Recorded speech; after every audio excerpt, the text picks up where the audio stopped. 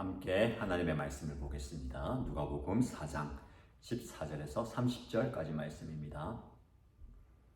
오늘 저와 여러분이 함께 묵상할 말씀은 누가복음 4장 14절에서 30절까지입니다. 함께 읽겠습니다. 예수께서 성령의 능력을 입고 갈릴리로 돌아오셨다. 예수의 소문이 사방에 온 지역에 두루 퍼졌다. 그는 유대 사람의 여러 회당에서 가르치셨으며 모든 사람에게서 영광을 받으셨다. 예수께서는 자기가 자라나신 나사렛에 오셔서 늘 하시던 대로 안식일에 회당에 들어가셨다. 그는 성경을 읽으려고 일어서서 예언자 이사야의 두루마리를 건네 받아서 그것을 펴시어 이런 말씀이 있는 데를 찾으셨다. 주님의 영이 내게 내리셨다. 주님께서 내게 기름을 부으셔서 가난한 사람에게 기쁜 소식을 전하게 하셨다. 주님께서 나를 보내셔서 포로된 사람들에게 해방을 선포하고 눈먼 사람들에게 눈뜸을 선포하고 억눌린 사람들을 풀어주고 주님의 은혜의 해를 선포하게 하셨다. 예수께서 두루마리를 말아서 시중드는 사람에게 되돌려 주시고 앉으셨다. 회당에 있는 모든 사람의 눈은 예수께로 쏠렸다. 예수께서 그들에게 말씀하셨다. 이 성경 말씀이 너희가 듣는 가운데서 오늘 이루어졌다. 사람들은 모두 감탄하고 그의 입에서 나오는 그 은혜로운 말씀에 놀라서 이 사람은 요셉의 아들이 아닌가 하고 말하였다. 그래서 예수께서 그들에게 말씀하셨다. 너희는 틀림없이 의사야 내 병이나 고쳐라 하는 속담을 내게다 끌어대면서 우리가 들은 대로 당신이 가버나움에서 했다는 모든 일을 여기 당신의 고향에서도 해보시오 하고 말하려고 한다. 예수께서 또 말씀하셨다. 내가 진정으로 너희에게 말한다. 아무 예언자도 자기 고향에서는 환영을 받지 못한다. 내가 진정으로 너희에게 말한다. 엘리야 시대에 3년 6개월 동안 하늘이 닫혀서 온 땅에 기근이 심했을 때에 이스라엘에 과부들이 많이 있었지만 하나님이 엘리야를 그 많은 과부 가운데서 다른 아무에게도 보내지 않으시고 오직 시돈에 있는 사렙다 마을의 한 과부에게만 보내셨다. 또 예언자 엘리사 시대에 이스라엘에 나병 환자가 많이 있었지만 그들 가운데서 아무도 고침을 받지 못하고 오직 시리아 사람 나아만만이 고침을 받았다. 회당에 모인 사람들은 이 말씀을 듣고서 모두 화가 잔뜩 났다. 그래서 그들은 들고 일어나 예수를 동네 밖으로 내쫓았다. 그들 동네가 산 위에 있으므로 그들은 예수를 산벼랑까지 끌고 가서 거기에서 밀쳐 떨어뜨리려고 하였다. 그러나 예수께서는 그들의 한가운데를 지나서 떠나가셨다. 아멘.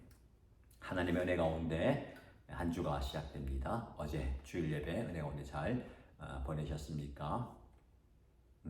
하나님께서 이번 한 주도 특별한 은혜를 주시고 여러분 삶 가운데 여전히 함께 하시길 축복합니다. 저는 이번 주 가정교회 목회자 연수 그리고 목회자 세미나를 다 마치고 한 3일 정도 올랜도에 있는 동기 목사님과 함께 교제하고 또 교회를 돌아보는 시간을 가지려고 합니다. 모든 일정을 마치고 귀국하게 될 텐데 다시 만날 때까지 하나님의 은혜가 저와 여러분에게 있기를 축복합니다.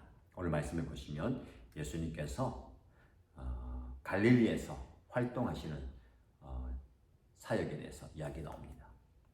예수님의 탄생과 예수님의 공생일을 시작하는 세례와 시험 그 모든 과정에 공통적으로 또 우리에게 말하고 있는 것은 성령의 임재와 성령의 인도입니다. 오늘 말씀을 보면 성령의 능력을 입고 갈릴리로 돌아오셨다라고 말씀합니다. 예수님의 사역의 전제는 바로 이 성령님의 은혜와 임재와 지시와 인도 능력입니다. 모든 것이 자의로 된 것이 아니라 성령의 은혜, 성령의 임재, 성령의 인도와 성령의 능력입니다. 굉장히 중요한 것을 우리에게 이야기하고 있습니다.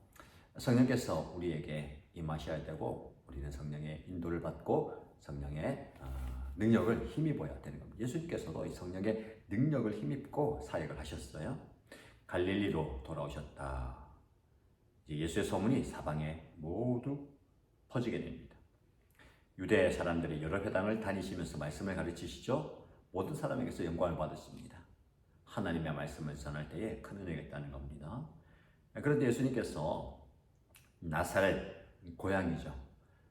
예수님이 자랐던 동네로 오셔서 여전히 늘 하시던 대로 안식일에 회당에 들어가셔서 말씀을 가르칩니다. 어디 말씀입니까? 이사야의 말씀이에요. 주님의 영이 내게 내리셔서 성령께서 임하셨다는 겁니다. 기름을 부으시고 가난한 자에게 기쁜 소식을 전하게 하셨습니다. 하나님께서 나를 보내셔서 예수님을 통해서 포로된 사람들에게 해방을 선포하고 눈먼 사람들에게 눈을 뜨게 함을, 그리고 억눌린 사람들을 풀어주고 주님의 은혜의 해를 선포하게 하셨다. 예수님의 중요한 사명을 말하는 것이죠. 성령의 능력으로 이 사역을 감당한다라는 것을 말씀하고 있습니다. 이 성경 말씀이 너희가 듣는 가운데서 오늘 이루어졌다. 말씀의 성취가 바로 예수님입니다. 그 말씀에 모두 감탄하고 놀라서 이 사람은 바로 요셉의 아들 아닌가? 우리가 알고 있던 그 요셉의 아들 맞지 않냐? 그런데 그가 어떻게 이 말씀을 전하느냐라는 겁니다. 그러나 한편으로는 그 예수님의 말을 그대로 받아들이지 못합니다. 왜냐하면 우리가 너무 잘 아는 그 어린 예수예요. 우리가 알고 있는 그 낯익은 예수를 말하는 겁니다. 그래서 오늘 본문 말씀에 보면 예수님께서 24절 말씀에 내가 진정으로 너희에게 말한다. 아무 예언자도 자기 고향에서는 환영을 받지 못한다. 예언자가 고향에서 환영을 받지 못한다라고 얘기합니다. 너무 잘 알기 때문에 그의 어린 모습, 연약한 모습 다 알기 때문에 그가 예언자일 리가 없다라는 겁니다. 선입견을 말하는 것이죠. 인간의 선입견이 그만큼 무서운 겁니다. 엘리야 시대에 사렙다 과부에게 가서 그를 도와주었던 사건, 그리고 엘리사 시대에 나만을 고쳤던 그 사건, 무슨 말 하냐면 이방인들에 대해서 사역했던 것을 말하는 겁니다. 오히려 유대인들은, 동족들은, 가까이 있는 사람들은 이 예언자들을 멸시하지만 이방인들은 그런 그 예언자들에게 또 존경을 받고 또 혜택을 입은 것을 이야기하는 겁니다. 그 말을 들을 때에 회당에 모인 사람들이 모두가 화가 잔뜩 납니다. 자기들 무시한다라고 받아들였던 것 같습니다. 그리고 오히려 이 예수에 대해서 적개심을 품게 됩니다. 들고 일어나서 예수를 동네 밖으로 내쫓아 버리죠. 선지자가 고향에서 배척당한다라는 말씀이 그대로 이루어질 겁니다. 그뿐만이 아닙니다. 온 동네가 예수를 산 벼랑까지 끌고 가서 거기서 밀쳐 떨어뜨리려고 했다. 죽이고자 했다는 겁니다.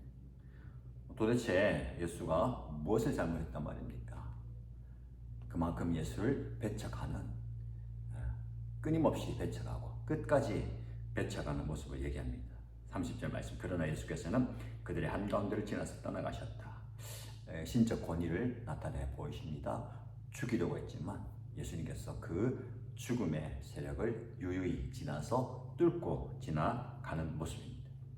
자, 이 이야기를 통해서 저와 여러분들이 말씀을 삶 속에 한번 적용해 보면 좋겠습니다. 무엇을 적용할 수 있을까요?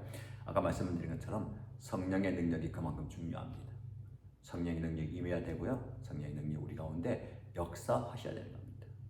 여러분에게 축복합니다. 우리 일신가족 모두에게는 이런 성령의 능력이 나타나기를 축원합니다. 그래야 모든 힘든 과정을 감내할 수 있고 이겨낼 수 있는 겁니다. 여러분 지금 어떤 상황 가운데 있습니까? 힘든 상황 가운데 있습니까? 어려운 상황 가운데 있습니까? 성령의 능력을 공급받기 바랍니다. 이 능력을 통해서 인내할 수 있고 참아낼 수 있고 버틸 수 있고 극복할 수 있는 겁니다. 부디 저와 여러분에게 이런 성령의 능력이 강력하게 임하기를 축복합니다. 그리고 말씀을 보면 선입견이 얼마나 무서운지 우리에게 말씀합니다. 내가 가지고 있는 선입견, 예수에 대한 선입견은 무엇입니까? 나사렛에서 자랐던 가난한 목수의 아들, 그도 또한 목수로 자랐을 거예요. 그 예수, 그들에게 낯익은 예수를 말합니다. 근데 낯선 예수가 나타난 거예요. 신적 권위로 말씀을 가르치고 복음을 선포하고 하나님 나라를 이야기하는, 그걸 도저히 받아들이지 못합니다. 오늘 말씀을 통해서 우리에게 주는 교훈은 우리가 익숙함의 함정에 빠질 수 있다는 겁니다. 지금 우리의 상황 가운데 익숙한 익숙함이 우리가 진리를 발견하지 못하게 하는 큰 걸림돌이 될 수 있다는 겁니다. 낯익은 예수는 구원자일 리가 없다. 내가 아는 그 예수는 이런 사람이야. 이런 존재야 라는 겁니다. 이 익숙함을 깨뜨리는 사건이 바로 복음입니다. 예수야말로 우리의 구원자이시다. 그분을 받아들일 때에 우리는 참된 구원의 은혜를 경험할 수가 있는 겁니다. 모든 사람은 익숙함에 편안함을 추구합니다. 뭔가 변화를 찾고자 하기보다는 익숙함에 길들여지는 거예요. 여러분의 익숙함은 무엇입니까? 가정에서, 목장에서, 연합교회에서 이 익숙함을 조금이라도 깨뜨리는 무언가가 나타났을 때에 우리는 불편을 느끼게 됩니다. 그러나 여러분, 이 익숙함을 깨뜨리는 것이 복음이라고 말씀드렸죠? 예수님은 이 익숙함을 깨뜨리려고 오신 거예요. 유대인들은 율법이라는 익숙함에 젖어 있었습니다. 나면서부터 율법을 지키고 율법에 매여 있고 그 강력한 율법에서 평안함을 누렸습니다. 그러나 예수님께서는 그 율법을 완전히 깨뜨리는 복음을 선포하셨죠. 여러분의 익숙함을 한번 깨뜨려 보시기 바랍니다. 목장에서의 편안함을 깨뜨려야 됩니다. VIP가 찾아오고 새로운 분들이 오고 낯선 분들이 오는 그 불편함을 받아들이십시오. 오히려 변화에 익숙해져야 됩니다. 우리 교회도 마찬가지입니다. 많은 새 가족들이 오게 되고 변화가 일어나고 있잖아요. 그 변화에 익숙해져야 됩니다. 때로는 익숙했던 내 예배의 자리를 깨뜨려야 됩니다. 누군가가 앉아있다. 다른 곳에 앉아야 돼요. 뒤에 앉아있다가 앞으로 당겨 앉아야 되고 가쪽에 앉아있다가 안쪽으로 앉아야 되는 겁니다. 그게 바로 익숙함의 깨어짐입니다. 낯선 사람과도 인사해야 되고 낯선 사람과도 대화해야 되고 낯선 사람과도 밥을 같이 먹어야 되는 것이죠. 익숙함이 깨어질 때에 교회는 변화가 일어나는 것입니다. 우리 교회에 새로운 변화가 많이 일어나고 있습니다.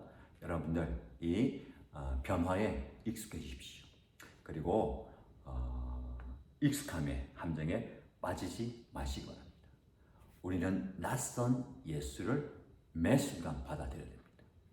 어쩌면 우리 교회 찾아오는 그 새 가족, 매주마다 찾아오는 새 가족, 여러분의 목장에 찾아오는 VIP가 낯선 예수님일 수도 있습니다.